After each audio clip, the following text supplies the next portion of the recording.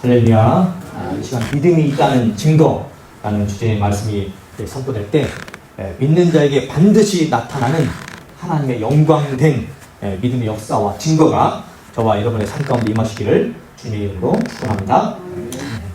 며칠 전에 제가 어느 목사님을 만나서요 목회 이야기를 듣게 되었습니다. 원래 그 교회는 700명 이상이 모이는 대형 교회였습니다.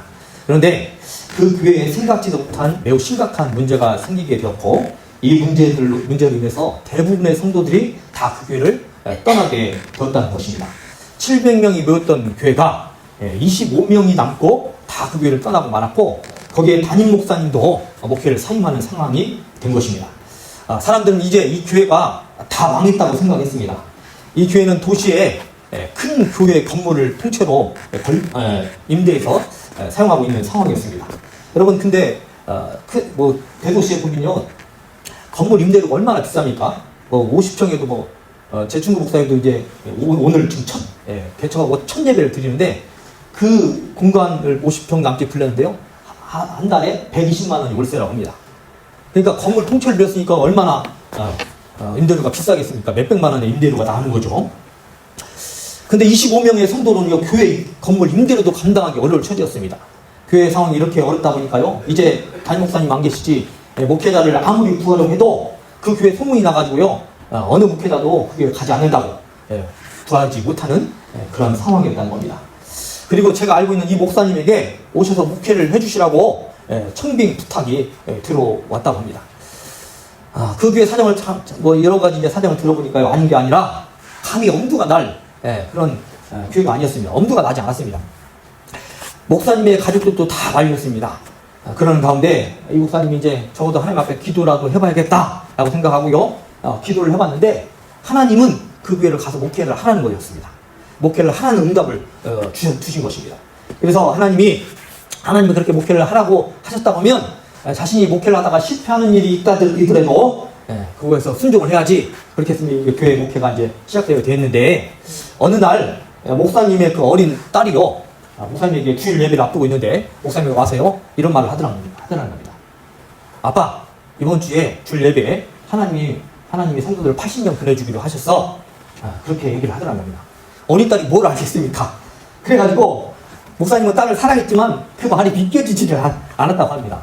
그래? 하면서 속으로는 알았다 하면서, 근데 표정은 알았다고 이렇게 대답을 했지만 속으로는 믿겨지지 않아. 무슨 우리 교회 80명이 오냐 라고 생각하면서 이제 예배를 이렇게 드리게 됐는데, 예배 시간이 시작되고 예배를 인도하면서 보니까 모르는 사람들이 이제 오기를 시작하는 겁니다. 그래서 목사님이 예배 때 숫자를 한번 씌워봤대요.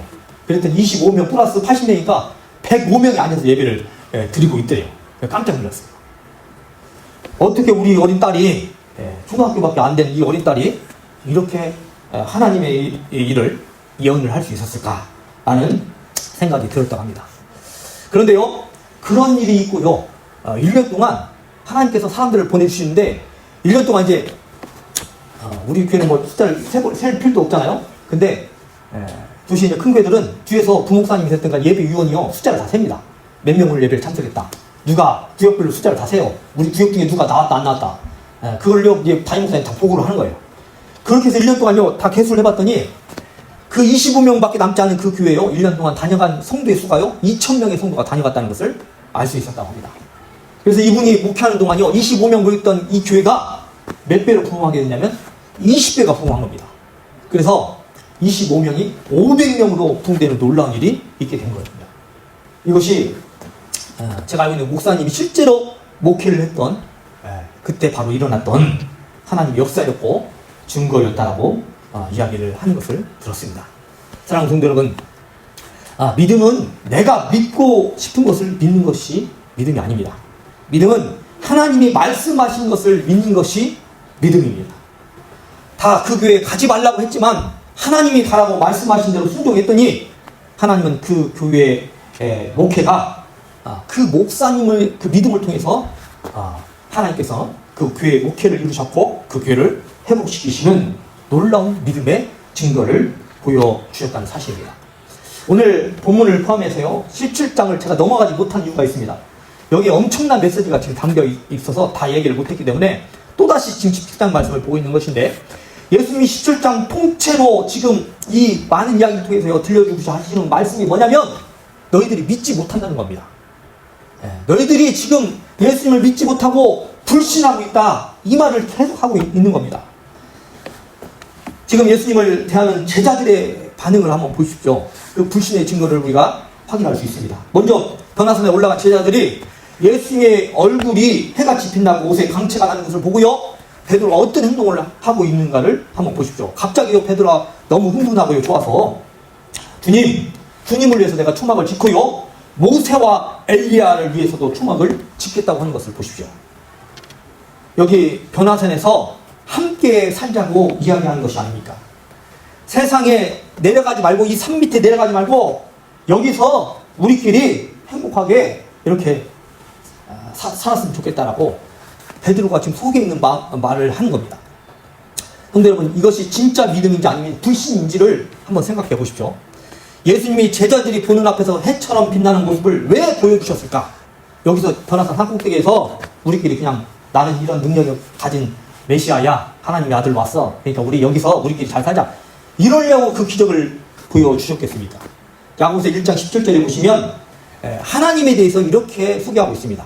그는 변함도 없으시고 회전하는 그림자도 없으십니다.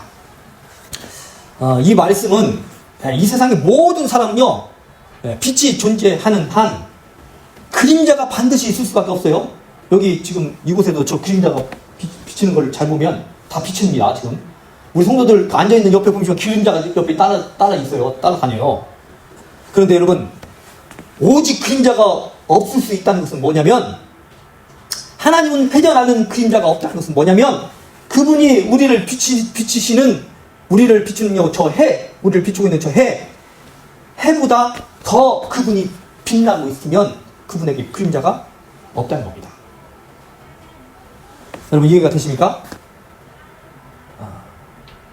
그림자가 없어지려면, 해가 나를 비추는 그 빛보다 더 내가 강한 빛을 발할 수 있다면 그림자가 나에게는 없는 겁니다.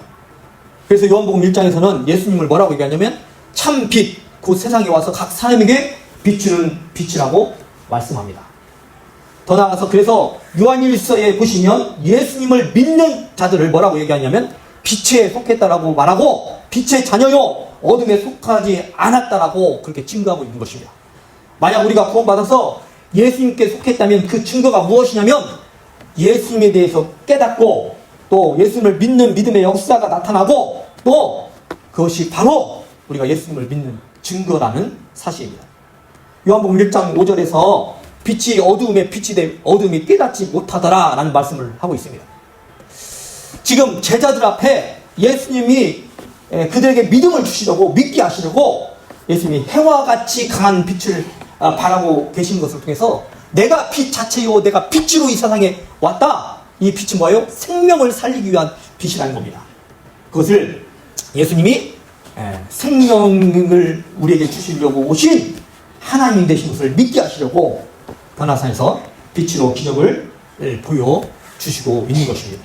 그런데 베드로는 자기 수준에서 여기서 초막셋을 짓고 예수님과 모세와 엘리야와 함께 살았으면 좋겠다라고 말을 하고 있는 것입니다.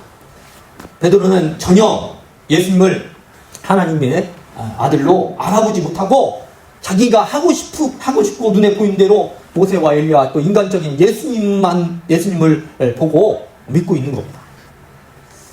이것은요, 믿음이 아니라 믿지 못하는 불신입니다. 예수님을 제대로 믿지 못하는 불신이에요. 그리고 이들 가운데 구름이 빽빽하게 그렇게 가득한 사건이 벌어지면서 구름 속에서 빛이 나면서 그 구름 속에서 하나님이 친히 하시는 말씀이 그들 가운데 들려오기 시작했습니다. 그러자 제자들이 두려워하며 놀라면서 엎드립니다. 이 또한 왜 이런 기적을 제자들에게 보여주시고 들려주셨을까를 생각해 보십시오. 너희들이 따라다니고 있는 이 예수가 하나님이 사랑하는 자요, 하나님이 기뻐하시는 하나님의 아들로 너희 가운데 있고 너희 앞에 있음을, 너희 가운데 하나님이 보내주셨음을 믿으라고 이 기적을 체험케 한 것입니다. 그런데 이들은 예수님에게 무엇을 질문했습니까? 엘리야에 대해서 질문을 하고 있는 것을 보십시오. 그리고 이 엘리야가 세례 요한인 것에 대해서만 깨달았다라고 성경은 기록하고 있습니다. 지금 눈앞에서 예수님이 해와 같이 빛나는 엄청난 정말 기적이 벌어지고 있고 구름이 빽빽한 가운데서 하나님의 음성이 들려왔어요. 지금 누구를 증거하기 위함이라고요? 예수님이 누구신가를 증거하기 위함인데 이 사건을 보고 제자들이 하는 것은 무슨 질문이었다고요? 엘리야가 언제 오냐고. 엘리야가 온다고 했는데 그 엘리야에 대해서 질문을 하고 있고 그래서 예수님께서 그 엘리야는 이미 왔고 그 엘리야는 바로 세례 요한이다라고 말씀을 해 주시고 있다는 겁니다. 여러분 이 기적을 보면서 누구에 대해서 질문하고 누구에 대해서 깨달아야 합니까? 예수님이 과연 누구십니까? 예수님이 하나님이시오. 그 하나님이 이 세상에 육신을 입고 오신 구원자라는 것을 깨달아야 하는데 이들이 보였던 반응이 결국 믿음이 아니라 불신이었다는 겁니다. 그러면 이후에 펼쳐지고 있었던 변화산 아래서의 사건도 생각해 보십시오.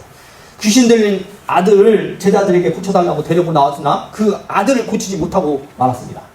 그러자 예수님이 변화산에 내려와서 이 사건에 대해서요, 이 모든 사건을 한마디로 결론을 내리고 있는데 너희가 믿음이 없기 때문에 이것을 고치지 못했다고 하면서 너희에게 겨자씨 하나일 만한 믿음도 없다라고 그렇게 결론을 내리고 있습니다. 이 역시 제자들의 불신과 또 서기관 바리새인들의 불신과 그곳에 모인 사람들의 불신, 믿음 없음을 책망하고 있다는 겁니다.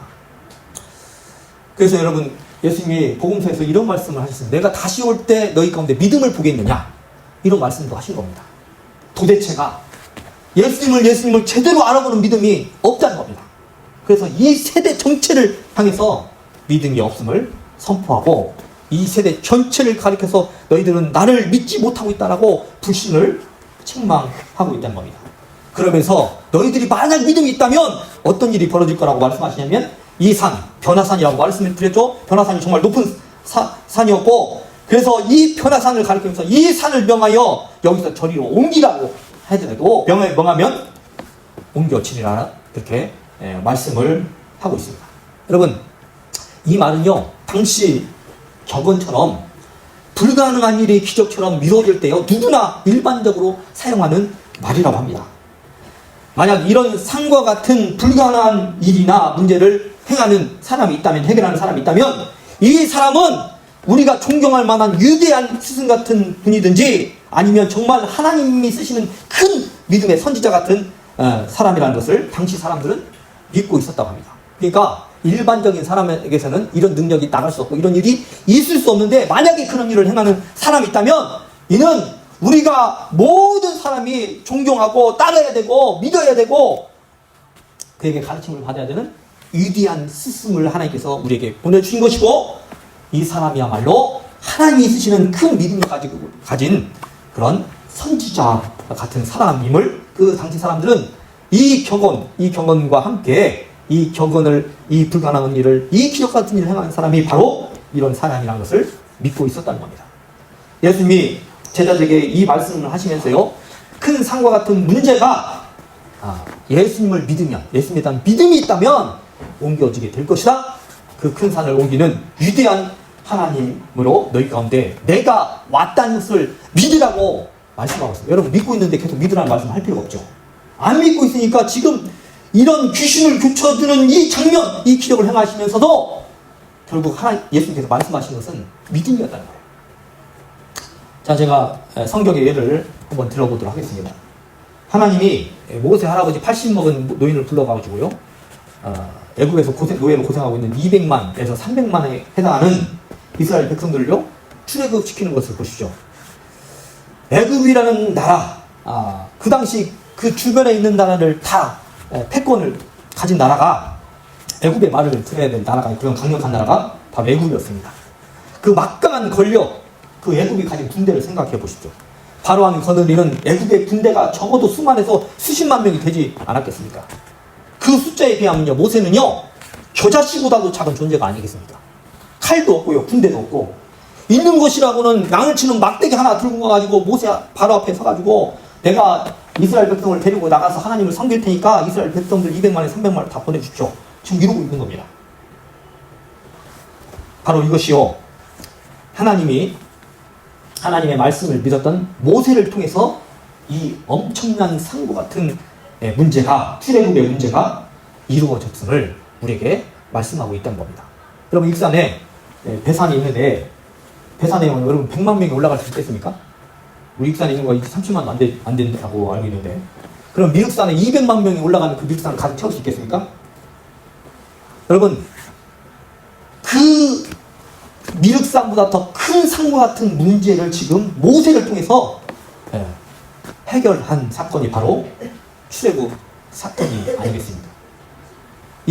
이스라엘 백성들을 애굽에서 가나안 땅 가운데 옮기고 말았던 이 사건이 바로 노인 80세 먹은 그 노인 한 사람을 통해서 하나님께서 이런 놀라운 기적을 일으키신 사건이 바로 출애굽 사건이라는 겁니다.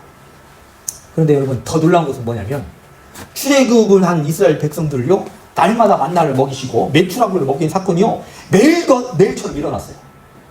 여러분, 200만 명, 300만 명에게 양식을 공급한다, 이런 일이 어느 대통령이 되면 일어날 수 있겠습니까? 아무것도 없는데요, 광야. 아무것도 없는데요, 누가 그들을 먹이고요 입힐 수 있겠어요? 그런데 여러분, 200만 명 이상 되는 사람들의 식수를 해결했다. 전라북도 인구가 200만도 안 됩니다. 170몇만, 6만인가? 그 정도밖에 안 돼요. 근데 이 인구 사람들을 먹여 살리려고 용담댐을 막았어요. 옥정으로 막았고, 이렇게 어마어마한 그 댐을 막아서 이 지금 전라북도 큰 도시에 있는 사람들이 지금 식수를 지금 공급받고 있는데요. 여러분, 그것은 광야라고요. 아무것도 없다고요. 그런데요, 여러분, 40년 동안 하나님이 그 사막과 같은 광야에서 그들의 물을 마시게 했다라는 것은 매일처럼 큰 상과 같은 문제를 하나님이 해결하신 사건이 아니겠습니까? 여러분, 근데 우리는 이것을 읽었어, 이 사건을 알았어요. 그리고 그 사건을 가지고 우리가 말씀을 나누고 있어요. 그런데 나한테 믿어지지 않는 거예요. 어마어마한 일들을 행할 수 있는 그 능력이 하나님께 있는데 나는 그 능력을 구하지도 않는 겁니다. 지혜를 구하지도 않고 그 하나님이 나의 인생 가운데 좀 개입해 주시기를 원해서 내가 그분 앞에 간구하지도 않는 것은 뭡니까? 믿지 않는 거죠. 지금 그런 큰 산을 옮기는 능력의 주님을 17장을 통해서 계속 믿으라고 말씀하시는데, 제자들은 지금 오늘 읽은 본문에서도요, 또다시 근심하고 있는 것을 보십시오. 예수님이 곧 죽임을 당한다라고 제자들에게 말씀하시자 매우 크게 근심하고 있습니다. 두려워했다는 거 아시죠? 근데 마가복음에 보니까요, 제자들이 어느 정도 근심을 했냐면, 두려워했냐면, 이것에 대해서 이 말이 무슨 말인지 물어봐야 했는데 물을 수도 없도록 입이 떨어지지 않을 정도로 그가 덜덜 떨었다는 거예요. 여러분, 너무 놀라면 어떻습니까? 감히 말을 못해요. 얼어가지고 너무 떨리면 그래요. 하면서 말하고 싶으면 말이 안 나와. 너무 놀라면. 여러분, 이것도 예수님에 대해서 믿지 못하고 있는 제자들의 불신을 말하고 있다는 겁니다. 사랑하는 여러분, 우리가 믿는다면요, 큰 문제든 작은 문제든 할 것 없이 우리가 그 일 때문에 두려워하는 것이 아니라 우리가 하나님을 믿음으로 평안을 누리게 된다는 것을 여러분 믿으셔야 됩니다. 여러분, 큰 문제는 하나님이 해결할지 안아주고 작은 문제는 해결해 주시는 그런 하나님이 아니고, 우리가 하나님 앞에 믿음이 있을 때 크든 작든 그것은 내가 볼 때 큰 산이고 큰 문제일 뿐이지, 그분에게는 날마다 일어나는 일상의 일들과 별반 다르지 않는 그런 일이 바로 출애굽 때 40년 동안 날마다 일어났다라고 말씀하고 있는 겁니다. 제가 설교 소개에 말씀드린 것처럼 모든 사람들이 그 교회 망했다고, 그 교회 가지 말라고, 믿음 없는 사람들은 다 두려워하고요, 반대했어요. 그런데 그 목사님은 하나님의 말씀을 믿고 모두가 피하고 싶은 그 목회지, 그 어려운 교회 속으로 믿음의 결단을 하고 순종하며 들어갔어요. 그러자 그 교회의 모든 어려운 문제를 하나님이 해결하시는 그런 기적을 맛보게 되었고, 큰 산과 같은 문제가 다 해결되고 그 교회를 온전히 회복시키시는 그런 기적을 볼 수 있었다는 사실. 사랑하는 성도 여러분, 하나님은 여전히 오늘도 살아 계십니다. 믿음이 있는 자들에게 큰 산과 같은 문제를 옮기시고 해결하시기 원하셔서 오늘 또 그 믿음을 우리에게 기대하고 계신다는 겁니다.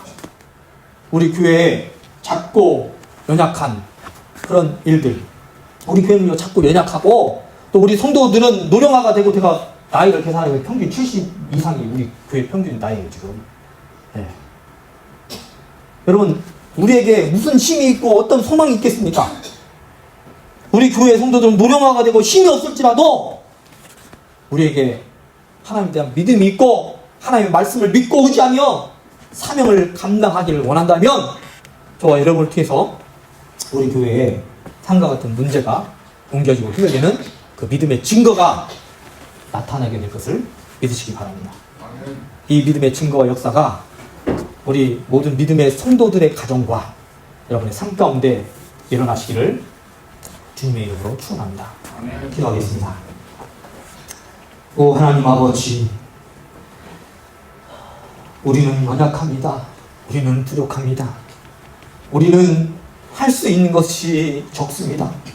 그러나 하나님을 믿는 믿음을 우리에게 주셨으니 능력의 하나님을 붙들고 살아갈 때마다 기도할 때마다 우리의 기도를 들으시는 능력의 역사가 하나님 우리를 통해서 일어날 것을 믿게 하여 주시옵소서. 그 하나님이 우리를 사랑하시고 우리와 함께 하심으로 하나님 우리가 모든 일에 하나님 앞에 믿음으로 강구하고 또 기도하며 하나님 앞에 맡길 때 비로소 하나님의 능력이 우리 가운데 산과 같은 문제도 기어이 해결되는 그런 믿음의 증거가 임하게 될 줄 믿고 주님을 온전히 믿고 의지하며 또 믿음으로 살아가는 우리의 모든 삶이 되므로 하나님 승리할 수 있도록 인도하여 주시옵소서. 감사하고 예수님의 이름으로 기도드리옵나이다. 아멘.